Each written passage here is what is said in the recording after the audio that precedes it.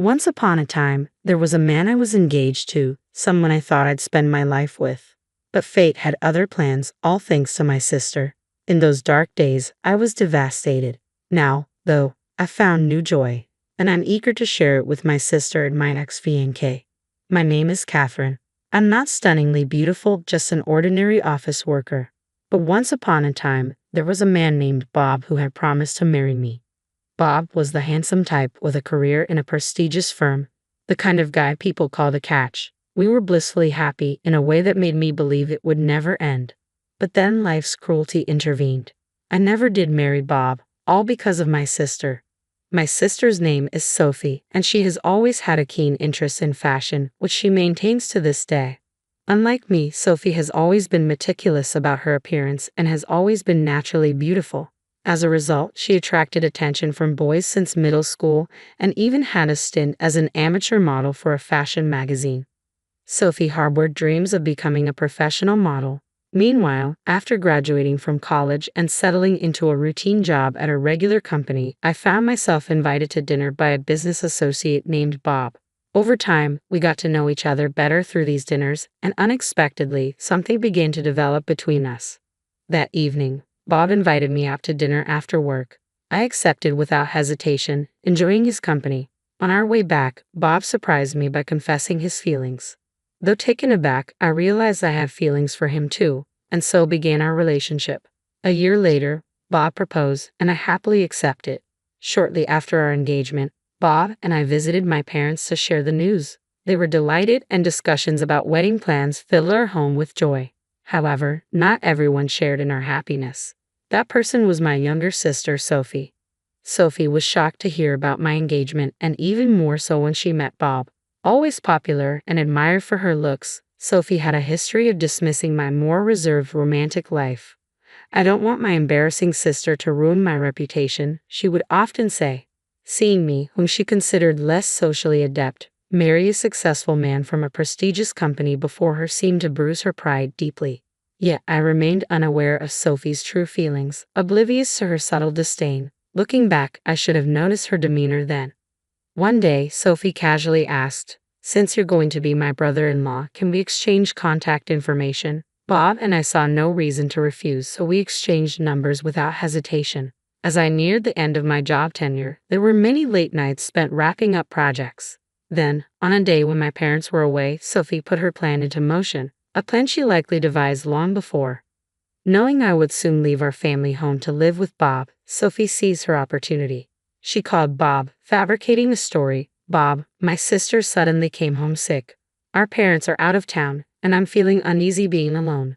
Could you come over?" Deceived by her ruse, Bob, who was just finishing work, rushed to our house without suspecting anything amiss. I rushed over because I heard Catherine was ill. "Where is she?" Bob's concern was palpable, and naturally, he assumed I was home. But Sophie quickly admitted, "I'm sorry, Bob. I lied to you. My sister isn't sick, she's still at work." Instead of anger, Bob responded with a puzzled expression. "Why would you lie about that?" Sophie, visibly nervous, began to explain. Meanwhile, after finishing my workday, I arrived home to an unexpected sight. Bob was there. Despite the surprise, I greeted him cheerfully. "Oh, you're here. What's up?" Little did I know, this moment would soon bring the deepest despair and sadness I had ever known. "Catherine, I'm sorry. I think we should break up." Bob's words hit me like a sudden storm. Unable to grasp their meaning at first, I stammered, "What? Are you serious? Break up? What's going on?" As I pressed for answers, Sophie entered the room, casting an uneasy atmosphere over us all. "Catherine, the truth is, I've been seeing Sophie. I'm sorry, but I've fallen in love with her more than I realized." Bob's words left me stunned and confused. Still reeling from the shock, Sophie added, "I'm sorry, Catherine, but Bob has decided to marry me." I felt utterly lost and devastated. Then Sophie, with an awkward attempt at comfort, said, "You might not want to attend our wedding ceremony, but please come to the reception, won't you?" Tears were all I could manage. Sophie had stolen my fiancé away from me. I felt abandoned, and the pain was overwhelming. My parents were deeply concerned, watching helplessly as I withdrew into my room. Having already quit my job, I felt utterly powerless. Messages from my former coworkers asking about the wedding plans only intensified my sorrow. I could only reply, explaining it would be a simple family affair. Months later, I found myself in a new and unfamiliar place, determined to begin anew and find true happiness. After the painful breakup with Bob, I had withdrawn for a time, but a newfound determination welled up inside me. Why should I continue to suffer? It was time to move on. Things progressed swiftly from there. I spoke with my parents, deciding to leave home and start afresh in a completely different environment. The new place was serene, surrounded by lush greenery. My parents supported my decision wholeheartedly, assisting me greatly with the relocation. Shortly after settling in, while taking a moment to relax, my mom approached me with surprising news. "You were in your room. Bob visited. He explained everything that happened between you two and apologized." I couldn't fathom why my parents were apologizing. What Bob had done was beyond forgiveness. Yet there they were, even kneeling in remorse. "We've also heard about Sophie. We understand you can't forgive her, Catherine, but she's our daughter too," my parents explained, visibly torn. My parents were deeply troubled by Sophie's actions, knowing the pain she had caused me. Despite their disapproval, Sophie seemed to have made her choice and went to Bob. From then on, Bob began a daily ritual of coming to our house, pleading for forgiveness and seeking approval for his marriage to Sophie. Faced with Bob's persistence, my parents eventually felt compelled to relent. That's why they apologized to me for accepting his union with Sophie. "I honestly don't dwell on it anymore, but I understand how you feel," I replied with a bittersweet smile, holding back the tears. My mom was visibly emotional, while my dad wore a pained expression of apology. Despite everything, I reassured him, "When I have children, I'll lean on you both a lot." Their faces softened into smiles at my words. Mom, still teary-eyed, added, "Don't hesitate to reach out if you need anything." As I settled into my new life and found some peace of mind, I began working at a cozy little restaurant. The team was small, but the atmosphere was bright and welcoming, which I appreciated greatly. The banter among the staff, especially the teasing directed at the manager Steve, added to the warmth of the place. A few months into my job, a pivotal event unfolded that would shape my future. It happened one evening as Steve offered me a ride home after work and confessed his feelings for me. I was taken aback and uncertain. Steve was genuinely a good guy, kind-hearted with both charm and a friendly demeanor that appealed to many. Yet I couldn't shake off the past hurt that still lingered within me. I feared the possibility of facing abandonment once again. Steve seemed to sense my hesitation and assured me there was no rush for an answer before heading home for the day. Despite the initial awkwardness, the familiar camaraderie with the part-time staff and Steve's kindness helped ease my worries. Deep down, I felt my heart had already made a decision. During a break, I discovered something about Steve's past. It turned out he had been betrayed by someone he had been dating and had a rough experience at his previous workplace before joining the restaurant. We shared a similar pain of betrayal by those we trusted. That day, I chose to accompany Steve home to listen to this story. Along the way, he opened up about his past. He had previously managed a store, but due to certain events, the store lost credibility and eventually closed down. Steve bore the brunt of the blame and lost his job as a result. After hearing Steve's story, I felt compelled to share my own reasons for being at the restaurant. When I finished, Steve looked at me kindly and said, "You've been incredibly strong." His words meant the world to me, acknowledging my resilience despite the pain I'd endured. It was exactly what I needed to hear. I did my best. Despite being betrayed by someone I loved, I managed to pick myself up, I confess, acknowledging the difficulty of my journey. To which I added sincerely, "You've done amazingly well too." Steve's smile grew wider, and in that moment, I found the courage to respond to his earlier confession. "Since that day, I might be a handful, but I hope you'll be patient with me," I told him. From then on, the teasing from the part-timers at the restaurant increased, but it was all in good spirit. "Congratulations. Wishing you both a lifetime of happiness." They cheered, genuinely happy for us. "That's a bit premature. There's a right time for that line, and it'll come around again. When it does, you'd better let me say it," Steve teased, a bit flustered as I laughed along with everyone else. It was a moment of pure joy, a typical day in our lives, until things took a turn.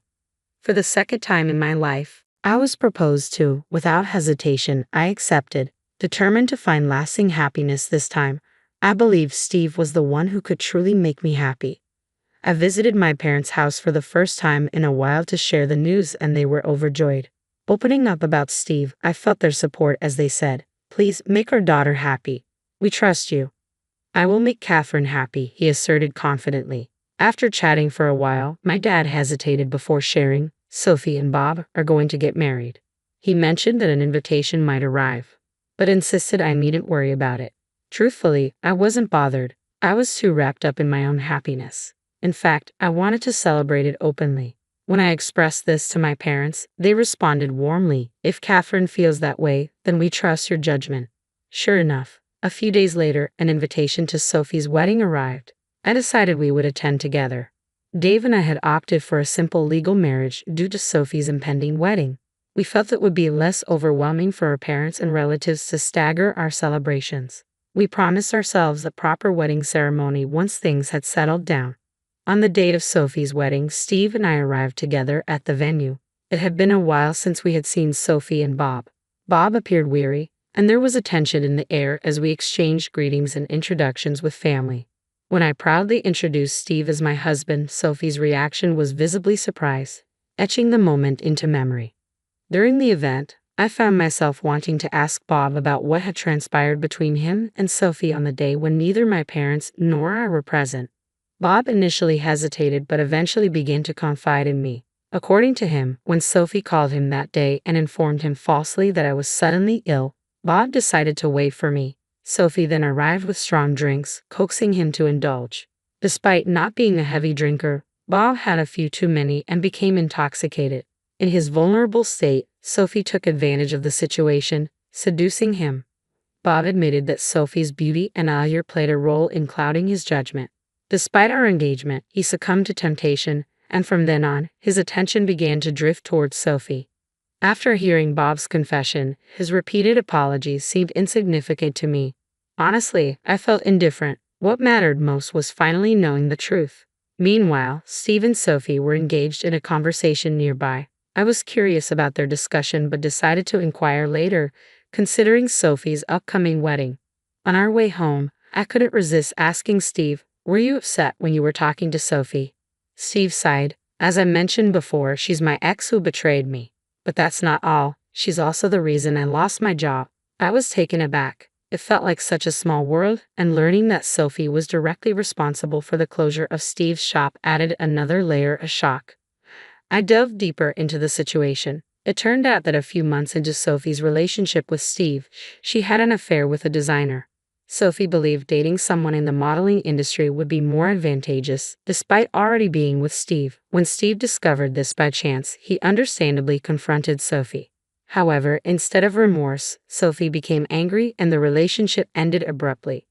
Sophie's anger didn't dissipate. She went further, fabricating a fake photo of foreign objects and dishes from Steve's restaurant and shared it on social media. Given her modeling career, she had a substantial following, and the photos quickly went viral. The negative publicity reached Steve's boss, who had entrusted the business to him amid declining profits. The resulting closure of the restaurant led to Steve losing his job, with him unfairly shouldering the blame. Steve harbored deep resentment over the incident. Not knowing the true culprit behind the fabricated photo, he was left without a target for his anger. Amidst the turmoil, Steve finally discovered the truth during a casual drink with a friend. His girlfriend's friend had seen Sophie boasting on social media about causing the closure of a restaurant. Unaware that the restaurant belonged to Steve, the friend relayed this information to Steve. Though Steve now knew who was responsible, it was too late to take any action, so he resolved to make a fresh start elsewhere. It was then that Steve and I crossed paths. I approached Steve with an apology. "I'm sorry for what my sister did. I'm the sister of the person who caused so much trouble in your life. I didn't know how to face you. I was afraid you might hate me." Steve's response was unexpectedly kind. "It's all in the past, Catherine. None of this was your fault." His words brought me immense relief, reaffirming our decision to pursue happiness together once more.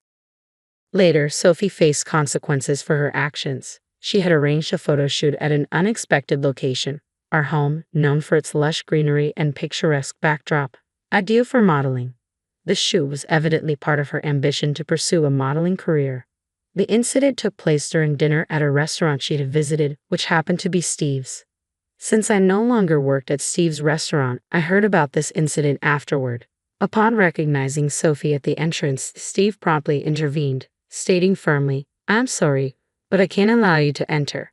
He refused Sophie and her group access, prompting the staff to inquire about the situation. Steve proceeded to disclose Sophie's past actions and the hardships he had endured because of her. She has a criminal record, and I have evidence to support it. I can't risk a repeat of past troubles, so I must refuse her entry. There was stunned silence among the staff, and Sophie visibly paled at Steve's words. Moreover, Steve declared his intention to inform the president of the company where Sophie was poised to start about her troubled history. The individual who had scouted Sophie was taken aback and urged Steve to reconsider, but Steve remained resolute in his decision. As a result, Sophie's scheduled photoshoot was canceled, and news of the incident spread throughout the industry, shattering her aspirations of becoming a model. No one wanted to associate with someone who had caused such a significant scandal in the past. Adding to this, I learned from my mom that Bob's company had been experiencing declining performance lately, and he was now under consideration for demotion. She appeared concerned about what the future held for both of them. Despite the tumultuous events, Steve and I continued to enjoy our days together happily. Today marks the eve of our long-awaited wedding. We've both overcome challenges in the past, but now we're filled with joy. There's also a new life growing within me. Congratulations. Wishing you a lifetime of happiness. The staff from the restaurant where we first met cheerfully repeat this familiar phrase. Thank you, I respond gratefully, stating before everyone, I pledge to cherish our family always and to seek happiness forevermore.